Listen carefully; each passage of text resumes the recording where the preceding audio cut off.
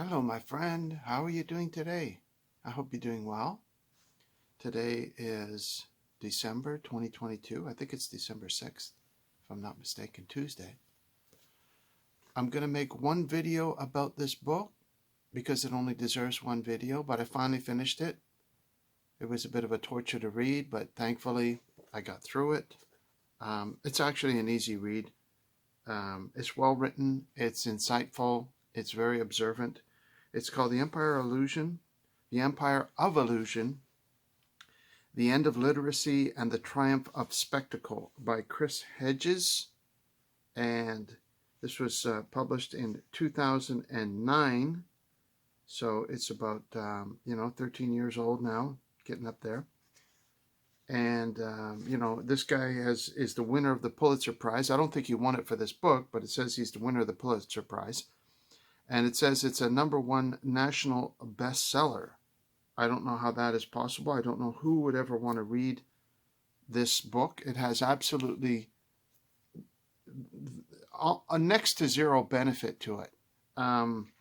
It's just a slice of all the bad aspects of modern society. So he talks about the illusion of literacy, where people are losing their ability to read and write, and the people are becoming less and less educated.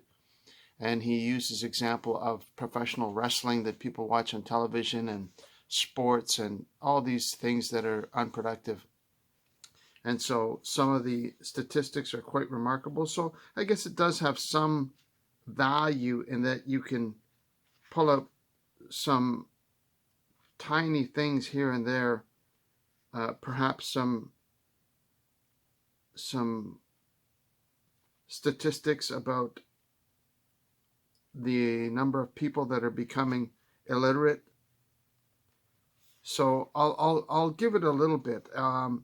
The good things about it are some of the quotes. For example, I'm gonna quote you from page 39. He's talking about Aldous Huxley versus George Orwell, and of course we know that those people had visions of the future that were dystopian, and they thought that things would get really bad in the future, and they tried to warn us of how things could end up decaying. And we see that today. We see society decaying and our civilization decaying before our very eyes. So I'm going to quote a quote of a quote. So he's quoting somebody else. He's actually, in this passage that I'm going to quote to you, he's quoting Neil Postman. So Neil Postman observed what Orwell and Huxley had to say, and he made a comment, and Hedges copies his comment. So I'm going to share it with you because I think it's valuable. He thought it was valuable. I also think it's valuable. It says, what Huxley feared was that there would be no reason to ban a book, for there would be no one who wanted to read one. Orwell feared those who would deprive us of information. Orwell feared those who would deprive us of information. I'm sorry, I can barely speak. I should start over. Let me see if I can speak. It's early in the morning. I got my coffee on the go. I still haven't woken up yet. I'm sorry. What Huxley feared was that there would be no reason to ban a book, for there would be no one who wanted to read one. Orwell feared those who would deprive us of information. Huxley feared those who would give us so much that we would be reduced to passivity and egoism.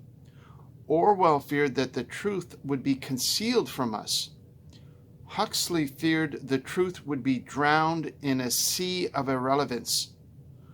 Orwell feared we would become a captive culture. Huxley feared we would become a trivial culture, preoccupied with some equivalent of the feelies, the orgy-porgy, the centrifugal bumble puppy. As Huxley remarked in Brave New World Revisited, the civil libertarians and rationalists who are ever on the alert to oppose tyranny fail to take into account man's almost infinite appetite for distractions. In 1984, Huxley added, people are controlled by inflicting pain. In Brave New World, they are controlled by inflicting pleasure. In short, Orwell feared that what we hate will ruin us. Huxley feared that what we love will ruin us. Okay, so there you get a little difference between Orwell fearing that we would be oppressed and controlled, and Aldous Huxley feared that we would be overwhelmed by too much pleasure. Either way, both of them are destructive to society. I just thought that was a good quote to include. He has an underlying theme of anti-Christian, anti-Catholic, anti-religion sentiment that he keeps turning back to as an explanation for why civilization is decaying. He blames it all on anything to do with God or the Bible. And don't forget, this is a fellow who, he's been around the world. He's seen his share of evil, so he figures that gives him the right to comment on what's evil and what's not. It gives him a sense of moral superiority. And also, he studied theology at Harvard, of all places. So he went to an atheist university, and it drove out any concept of God out of his mind, so that he is totally humanist. He is totally anti-humanist, really, because he hates humans. He wants to promote the decay of society. He's anti-capitalist, anti-American, anti-human, and he wants to show the worst aspects of society and say, look at what society has become. A society filled with evil, a society filled with ignorance, and on and on and on. So he mentions 5 illusions: the illusions of literacy, the illusion of literacy, and he talks about, I'll try and make some, he says, the culture of illusion thrives by robbing us of the intellectual and linguistic tools to separate illusion from truth. It reduces us to the level and dependency of children. It impoverishes language. The Princeton Review analyzed the transcripts of the Gore-Bush debates of 2000, the Clinton-Bush-Perot debates of 1992, the Kennedy-Nixon debate of 1960, and the Lincoln-Douglas debates of 1858. It reviewed these transcripts using a standard vocabulary test that indicates the minimum educational standard needed for a reader to grasp the text. So he's taking a bunch of past debates that the political leaders in the United States have had between presidents and trying to assess what educational level you need to understand them. The Lincoln debate was 11th grade level. Douglas vocabulary was 12th grade level for a high school graduate. Kennedy-Nixon debate, the candidate spoke in language accessible to 10th graders. In the 1992 debates, Clinton spoke at a 7th grade level, while Bush spoke at a 6th grade level, as did Perot. During the 2000 debates, Bush spoke at a 6th grade level and Gore at a high 7th grade level. The obvious decline was perhaps raised slightly by Barack Obama in 2008, but the trends above are clear. In other words, in the past, if you listen to a debate by someone like Abraham Lincoln, you'd have to have a high school education, a grade 12 level, to understand what they're saying. Whereas the more recent debates, you'd need a 6th or 7th grade level to understand what is being spoken. I've mentioned this before. If you walk into most Christian churches today, you'd need about a kindergarten level of understanding to know what the preacher is talking about, because they speak down to the congregation so much. And that's what's happening today, the illusion of literacy. People are so stunted in there, and I have to apologize because I have a difficult time transcribing what the book is saying. My speech is not as good as it once was, I suppose, a sign of age. Oh, that coffee is so good to get me to wake up in the morning. I'm sorry, this is going to be a long video because I got to get through one book in one video. So I'm not going to waste your time with 5 separate videos on each chapter. I'm just going to condense it all into one video for you, okay? So I hope you'll be patient with me. And my speaking is not that great. I'm suffering from the illusion of literacy as well. He says the most essential skill in political theater and consumer culture is artifice. The idea of presenting yourself in a theatrical way, fakeness, being an actor, is the most valuable skill that politicians have today. He is anti-theistic, right? He talks about anti-theism things. He's very anti-Christian. He says totalitarian systems begin as propagandistic movements that ostensibly teach people to believe what they want, but that is a ruse. The Christian right, for example, argues that it wants intelligent design or creationism to be offered as an alternative to evolution in public school biology. But once you allow creationism, which no reputable biologist or paleontologist accepts as legitimate science, to be considered as an alternative to real science, you begin the deadly assault against dispassionate, honest intellectual inquiry. And he goes on and on to say that these are, horrible things to even consider creationism as a alternative to science. And so, he blind faith and illusions is our culture's secular version of being born again. He says that the cause of this anti-literature, he sums up the chapter by saying, all these horrible examples of how people are becoming less and less intelligent, the school systems are failing. He sums up the chapter by blaming it on the example of trying to introduce creationism in school, right? So guilt by association he uses often in the book to try and lump everything as a result of Christian teaching as being the cause of all these horrible things happening in society. So it's really one of the most anti-Christian books I've read in some time, and I've read, as you know from my previous videos, all the militant atheists such as Dawkins and Dennett and Sam Harris and Christopher Hitchens and so on. And this guy tries to put himself in the same category in a different way, mostly through guilt by association. So the next chapter is The Illusion of Love, which is a whole commentary on the underbelly of the pornography industry in America in particular. He goes to Las Vegas and he sticks his face in the gutter of the most horrific, abusive industry towards women. And it's really just something that nobody would ever want to read. I had to take a shower after reading the chapter and wash my eyes out with bleach because it's just a horrible thing that I took no notes on it because there's nothing noteworthy in it. It is just a commentary on the most ugly parts of hardcore pornography. So really just ugly and unfortunate. But it is a statement on what is really happening. And in that sense, it's shocking to be aware that there is there should be, thankfully, there are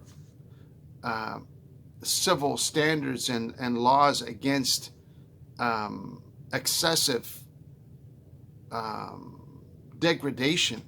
And these people should be, and some of them are, that he mentions, in prison for excessive, what do you call it? I don't even know what the laws are called, against human decency and things like that. So it's called The Illusion of Love, and it talks about the horrible state of the pornography industry. So let's leave that where it lays.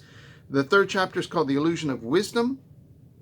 And synchronistically, he gives a quote from Sinclair Lewis. Remember I talked in a previous video, I talked about the book that I read from Sinclair Lewis that talked about the importance of fasting.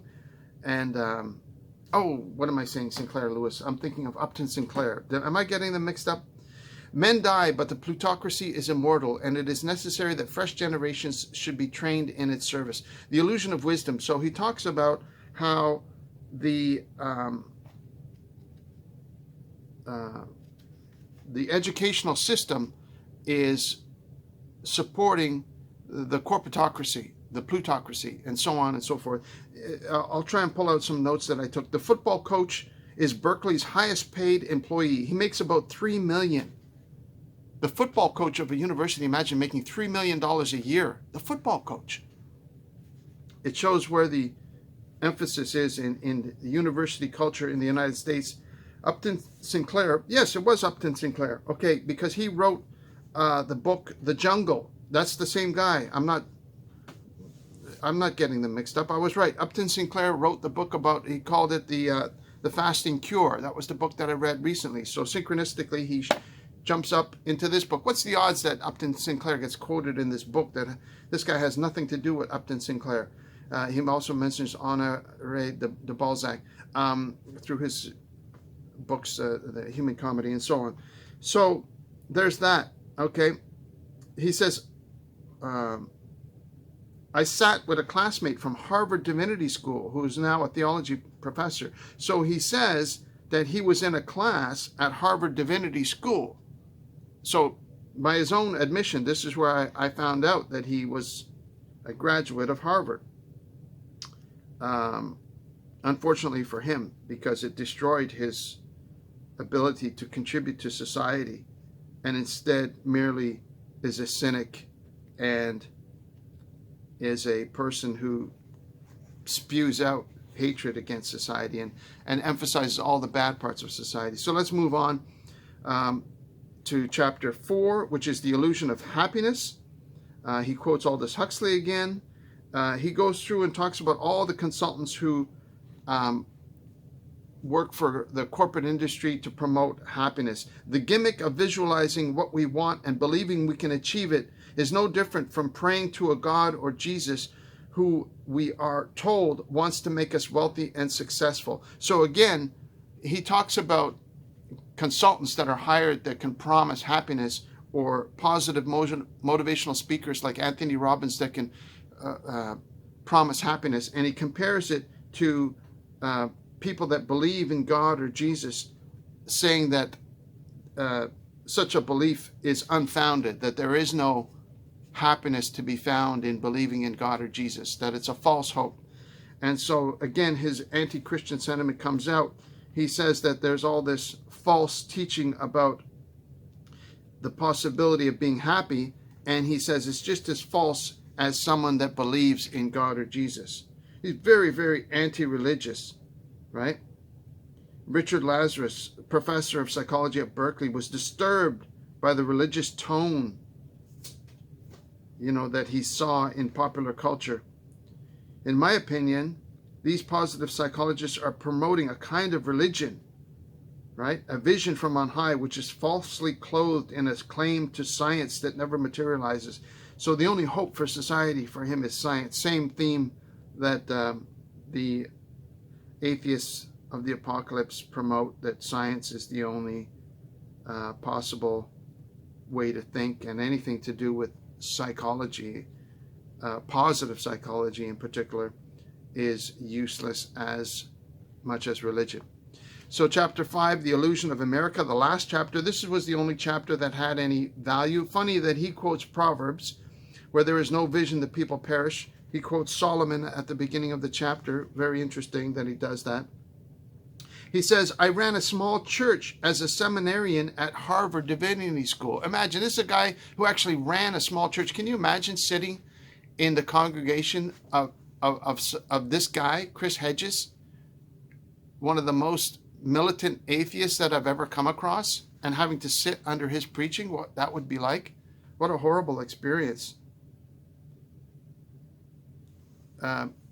He says, I pray and work and strive for its return. He says that he's praying and working and striving for the return of a better America, but all he knows how to do is to observe and comment on the bad parts of America, right?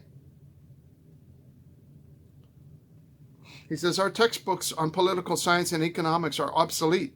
Our nation has been hijacked by oligarchs, corporations, and a narrow, selfish political and economic elite, a small and privileged group that governs and often steals on behalf of moneyed interests. This elite, in the name of patriotism and democracy, in the name of all the values that were once part of the American system and defined the Protestant work ethic, has systematically destroyed our manufacturing sector, looted the treasury, corrupted our democracy, and trashed the financial system.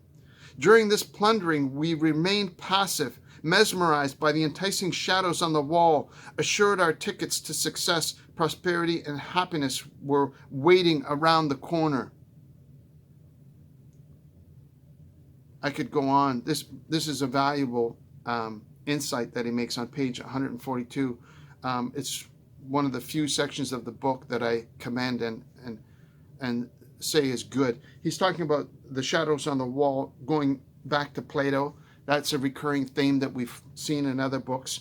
The shadows on the wall, talking about Plato, and so on and so forth. The government, stripped of any real sovereignty. How am I doing for time? Oh, sorry, I'm going over time here. Stripped of any, provides little more than technical expertise for elites and corporations that lack moral restraints and a concept of the common good. America has become a facade. It has become the greatest illusion in a culture of illusions. It represents a power and a democratic ethic it does not possess. It seeks to perpetuate prosperity by borrowing trillions of dollars it can never repay. The absurd folly of trying to borrow our way out of the worst economic collapse since the 1930s is the cruelest of all the recent tricks played on American citizens. Talk about the 2008 financial collapse. We continue to place our faith in a phantom economy, one characterized by fraud and lies, which sustains the wealthiest 10%, Wall Street, and insolvent banks. Debt leverage is not wealth creation. We are vainly trying to return to a bubble economy of the sort that once handed us the illusion of wealth rather than confront the stark reality that lies ahead. We are told massive borrowing will create jobs and reinflate real estate values and the stock market. We remain tempted by mirages, by the illusion that we can still all become rich. Very insightful, very valuable commentary that he made here. Those who run our largest corporations are largely anonymous to the mass of citizens. So he's able to that dovetails in to what I'm reading currently by Paul Hellyer in the Money Mafia. And so he's knows exactly what Paul Hellyer is talking about, the corporatocracy, the corruption, the economic bubble that we're in, the coming collapse of the economy. He's very aware of it. Page 144, war and rampant militarism. We now have 761 military bases we maintain around the globe. The U.S. military spends more than all other militaries on earth combined. He talks about the U.S. defense budget, the billions and billions of dollars of money being spent on militarism. He quotes political philosophers Sheldon Wolin, John Ralston Saul. Inverted totalitarianism, he gives some insights on that. It finds expression in the anonymity of the corporate state.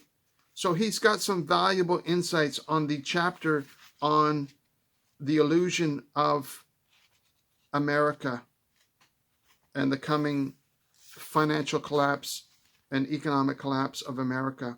He talks about Halliburton and how much they benefited from the war in Iraq and so on and so forth. The celebrity reporters that are common today, the artifice that is rampant amongst both politicians and the celebrity reporters that support them. The rage bubbling up from impoverished and disenfranchised working class presages a looming and dangerous right-wing backlash, he says. I spent 2 years traveling the country to write a book on the Christian right called American Fascists, the Christian Right and the War on America. See, he summarizes the chapter by placing all the blame on Christians, saying all these things are going to find their zenith in the Christian right, and they're going to rise up as a bunch of fascists and try and take over the country. This is what he said. He says, we must prepare for the political resurgence of reinvigorated right-wing radicals, including those within the Christian right. The engine of the Christian right, as is true for all radical movements. What about the rise of the non-Christian left? What about the rise of the non-Christian left that is overrunning the school boards and trying to take over the political system and trying to take over the military? What about the rise of the anti-Christian left, the atheist left? What about the rise of those interests and those groups and those people? The Christian right is not doing anything. The Christian right is dormant. The Christian right, the Bible Belt, is busy being silent, being dormant. How many of the Christian right participated in the Freedom Convoy in Canada? None of them.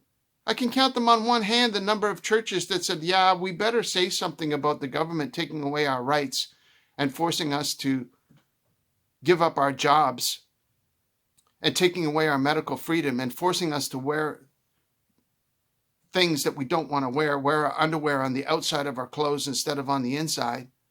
I guess we better say something about that. How many churches rose up of the Christian right in Canada? 3 churches? Maybe 4 or 5?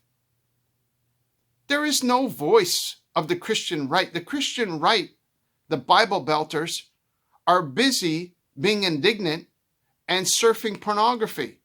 They have no spiritual power. They have no influence anymore on society. What, the 700 Club? That's gone. The popular preachers on television, they're all gone. They have no voice anymore. There is no Christian right. The only groups that this gentleman should be concerned about are the extreme alt-left, the rainbow group that is overrunning the educational system, that is overrunning the education system, that is overrunning the political system, that is overrunning the military, that is overrunning all aspects of society, that's overrunning the media. He's complaining about, he places all the blame on the Christian right when all the blame can be laid at the feet of the left. The atheistic left that have risen up and taken over the educational system, of which he himself is a victim of, and he doesn't see it. That's how blind he is. It's really sad conclusions that he makes. A society that no longer recognizes that nature and human life have a sacred dimension. Who realizes that the human life no longer has an intrinsic worth beyond monetary value, ultimately commits collective suicide? Who is promoting mass euthanasia in Canada? The liberal left, the socialists, who say, oh, the human life has no value. Kill them in the womb and kill them when they get old. Just get rid of anybody that has any kind of mental illness or is too old to contribute to society anymore. Kill them off through voluntary euthanasia. Make it easy as possible. All you got to do now is sign a form and say, yeah, they came back from the military and they're suffering PTSD. Just sign a form and you can take these suicide drugs. There's no value to human life anymore. It commits collective suicide. Such societies cannibalize themselves until they die. Make it as easy as possible to abort the human population before it comes into existence. Make it as easy as possible. It used to be an important medical service for those for whom it is necessary to have that right, to have that choice. That has been available in Canada for many years. But now let's extend that as far as we possibly can to any inconvenience, to any reason whatsoever, on the fetal end and on the aged end. Make that as easy as possible. Is that coming because of the Christian right? No, it's coming because of the left. The influence, if you want to divide it up in left and right, how else can you describe it? It's not coming, there's not a bunch of Christians out there saying, we need to kill the aged. That's not coming from the Christians. There's not a bunch of Christians standing on a street corner saying, we need to kill more fetuses. That's not coming from Christians. That's what this author would have you believe. There's not a bunch of Christians out there saying, we need to decay society more. We need to make people more ignorant. We need to have more wrestling on television. We need to have more sports with inane results. with the Roman Colosseum. We need to have a return to the Roman Colosseums to keep people fed on violent distraction. Christians aren't clamoring for that. A lot of them are participating in it, but they're not clamoring for it. They're not trying to promote that, right? So this author is absolutely wrong. And then he goes into a portion on climate alarmism. He throws that in there for good measure. A cabal of pro-fascist misfits from Christian demagogues, including simpletons like Sarah Palin. See, he says these anti-democratic forces are making an alliance with the radical Christian right, he says on page 189, and other extremists. The Christian are not radical extremists. Who are the radical extremists? The atheists that want to destroy society. The left, the radical left that want to destroy society. And while they do it, they'll be waving the American flag, chanting patriotic slogans, promising law and order, and clutching the Christian cross. So he uses this guilt by association and says that Christians are the cause of all these bad things that are happening to society. He lumps them all in with the corrupt elites. He said one of the worst things, he says, if we tell God that we believe in miracles, right? What a horrible thing to do. He hates America, right? He says it turns a nation that wages illegal wars and administers offshore penal colonies where it openly practices torture into the greatest democracy on earth. The lie of this great America, he hates that. He wants to destroy America so that he doesn't say what he wants to replace it with, but assuming he's a communist and wants to turn American society over to socialism and communism. And then how does he finish the book? He finishes the book by saying that the only thing that can save the world is love. And he makes no connection between love and theism, no connection between love and God, no connection between love and Jesus. He even quotes Jesus near the end. Says, what were the teachings of Jesus to the Roman consuls, he asks, but never answers the question. Right? He even gives a beautiful quote from Cyrano.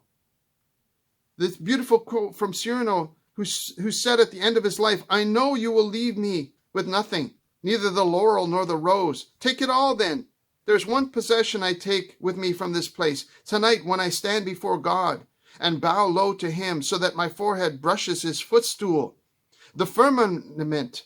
I will stand again and proudly show him that one pure possession which I have never ceased to cherish or to share with all. And he doesn't tell us what he had, that one pure possession. He doesn't tell us that it's love, but his final summary is that love is the only thing that has a possibility of surviving the collapse of civilization. But he, as I say, he never makes the connection that God is the only solution, that a faith in God, a hope in God, a service to God, an understanding of God, of what God taught us. He never makes that connection whatsoever. He just says it's all hopeless, and the only thing we can do is blame it on the Christians. He's advocating for a destruction of Christians and a destruction of America in this book as the only solution for the collapse of civilization, when really he's pointed out that the collapse is because of the wickedness of man, the corruption of man, the abandonment of God, and the blame needs to be laid at the feet of humans who have abandoned God and who have abandoned faith in love, who have abandoned practicing love, who have abandoned having love for one another. So his conclusions are absolutely absurd. His conclusions are wrong. He thinks that perhaps he somehow thinks that he might be serving God by exposing all this underbelly of society, when in fact all he's doing is words are falling to the ground because he's ending up fighting against the wrong enemy. He thinks that Christians are the enemy. Christians are not the enemy. Christians are useless. They're passive sheep that are just pushed to and fro by the elites of society, by his own admission. Christians aren't doing anything. They're just stumbling through, trying to make out the best they can during the process of watching society decay all around them. Christians have no leaders. They need leaders, people like Michael Saylor, who are 10 times more lucid than this gentleman, or 10 times more lucid than I will ever be. I'm going to put a link to Michael Saylor's video on the commentary he made on the recent FTX collapse. And listen to somebody who is so clear in understanding ethics, understanding the necessity of a moral compass. I don't have to ask whether Michael Saylor is a Christian or not. I can see the evidence of his words that he is a channel for truth. He is a channel for God himself. He doesn't have to say whether he's a Christian or a nominal Christian. It doesn't matter what his belief is. He could be an atheist for all I care. Andreas Antonopoulos is an atheist, and he's a channel for the voice of God. He's a channel for right and wrong. He makes mistakes. He's not perfect. Same with Michael Saylor. He's not perfect. Nobody is. But he's a channel for truth. He's a channel for the sensibility that only comes by acknowledging God and allowing God to protect a person's self and spirit and mind from the evil that exists in the world, the artifice, the falseness. When you listen to somebody like Justin Trudeau and every word that comes out of his mouth is false, you can see that it's 100% artifice, that he has no integrity, that he's merely a vehicle for falsehood, and that he will have to deal with that in his own time when he reaches a point where he's able to repent and speak to God in truth between himself and God in his inner closet. But for the time being, he has absolutely no value to human civilization because he is a representation of falsehood. He's a representation of the enemy of humanity. So I'm going to put a link to Michael Saylor's video. And if you have, it's a 2-hour long video, but if you have time, you can double speed it and it'll only take you an hour. But you have to listen intently if it's on double speed, because you have to understand what he's saying. And it may be difficult to understand what he's saying. So you may have to listen to it on single speed, or try 1.5, whatever you can accommodate in your mind, maybe 1.25 speed.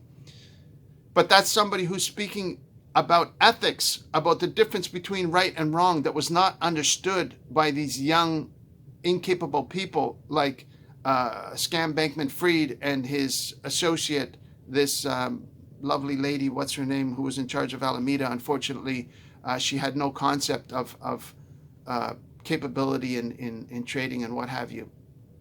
So unfortunately, these young youths wrapped their financial automobile around a telephone pole, as Michael Saylor describes, and unfortunately, they'll have to deal with the fallout of that, as will the investors. So I'll leave that with you. That's all I'm going to do for this book. Only one video, because that's all it deserves. Don't ever read this book. Please, please stay away from anything written by this gentleman by the name of Chris Hedges. I have nothing against him personally. I'm sure in real life he's probably a nice person and educated, and he has a lot of life experience. As I said, he's seen a lot of evil, and so that gives him the right to have a commentary on morality. But his production of this anti-Christian piece of literature is horrific and has no redeeming value other than a few quotes and other than a few statistics. Otherwise, don't waste a moment of your time reading that. This is much more valuable, much more worth your time. Paul Hellyer, The Money Mafia, has got 10 times as much information as that book and will open your eyes. And I'm only a third of the way through. So save yourself some time and get your hands on this book. instead and throw this one in the waste bin. Unfortunately, I did buy this. It cost me like around 30 or 50 cents or something. Thank God I didn't spend too much money on it. But this goes in the bottom drawer. I'll never throw out a book because I learned from every book. But this doesn't get to go on the shelf. This goes in one of these little cabinets that you see right here so that it's invisible. And I will never give this away to somebody. It will eventually somehow get recycled. But I will never burn a book on principle. But it goes in the hidden drawer file. It goes in that cabinet there that you see right there, so nobody can see it when they come in. And that cabinet is full of books that I'm ashamed of, books written by atheists and people like that. However, there is hope, so I'm going to continue on and make more videos on this book. Wow, I really went long. I'm over 40 minutes. I don't know if this will be able to upload, but I'm going to continue on with this book. I did one video so far. I'm probably going to do, how many videos am I going to make on this book? Probably, I'll make, how many chapters has it got? 14 chapters? So I'm not going to make that many. I'll make at least 5 videos on this book, I promise. So I've made one video so far up to about chapter 7. So I'll probably do at least another 2 or 3 videos. Maybe I can get through it in 2 more videos. I don't know. But maximum, I'm thinking 5 videos for this book. And I hope that'll help you. God bless you very much. I'm going to put one more link besides Michael Saylor's video. I'm going to put another link. You know, you log into your computer. What do you see? You log in online. You see, oh, LGBT members of a restaurant don't want to serve Christians in their restaurant. They want to get you to fight against each other. Don't listen to that. Don't listen to making you want to fight against each other. No, no, no, no, no, no. Go for a walk in the woods. Listen to the trees talk to you. Spend time alone and ask God to talk to you in your heart. And then listen to who you're speaking to. That inner, the man, that son of man that you talk to in your mind. Listen closely though, because otherwise you'll be talking to the evil part of yourself and you'll end up going bonkers. Don't do that. Talk to the good part of yourself. Ask God to fill you with his Holy Spirit. So I'm going to put a link to a song that I've been listening to lately, which is a cover of a John Mayer song called Gravity. And for somebody of my age, 50 plus, that lived through, you know, the 70s, that song is like someone massaging my shoulders. It's a medicine.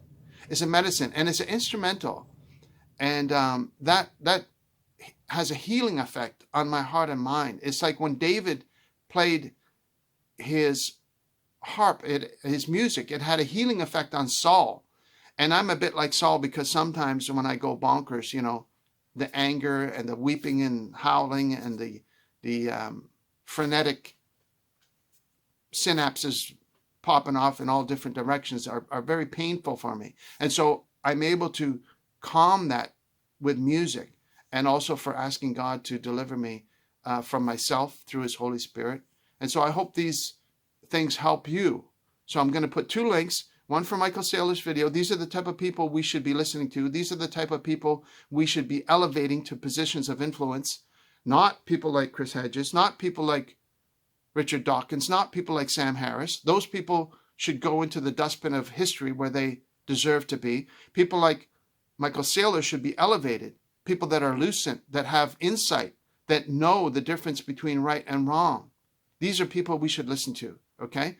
That's the first one. And then the second one, link I'm going to put is a cover of a John Mayer song called Gravity, and allow it to speak to your soul. If you're older than 50, you're going to hate it. You're going to think that sounds like evil music. And if you're younger than 40, you're going to hate it because you think, oh, that's, you know, old man music or something. But if you're within that range, probably between 45 and 55, you may know what I'm talking about. Maybe 45 and 60, 40 and 60, maybe, I don't know, between 50 and, I don't know. There's going to be some people in that range. I don't know what I'm talking about, so I'm going off the end here.